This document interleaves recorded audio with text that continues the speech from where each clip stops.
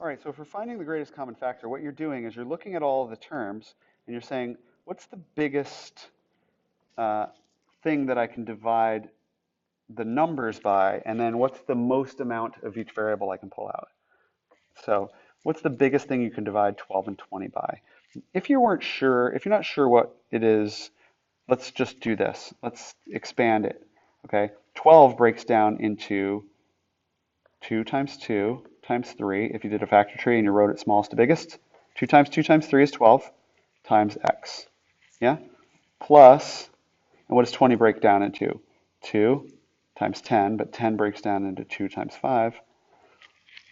And those are the prime factorizations of both of the things, so both of the terms. So if we look at this then and we say, what's common to both of them? Well, that 2 and 2 is common to both of them.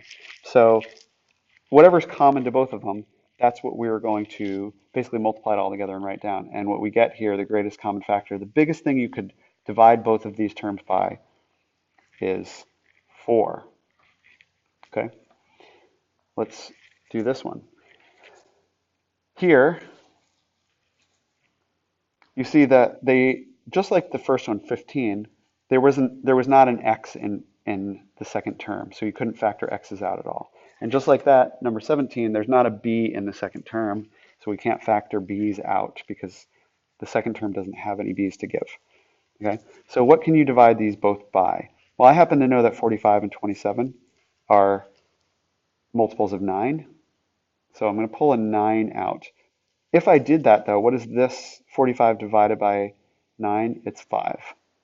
Okay, and what's 27 divided by 9? It's 3. Those numbers don't have anything else in common to divide out.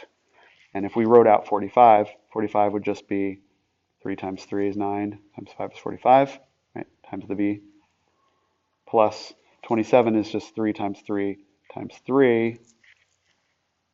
Okay, and as you can see, that is what they have in common, that they have 2 3's in common. And those 2 3's together come out to be the 9. Okay, and likewise with these, there is no x term, and for number 19, there's no x term in this final one. There's no x term here. So now we're just looking at the numbers and saying, what can we divide them both by? Divide them all by. Well, the biggest thing you can divide the first one, 4, by is 4, right? It's the biggest thing that's going to come out of it. And both 12 and 28 are multiples of 4. So that means you can pull a 4 out of there. Can you get x's out of there?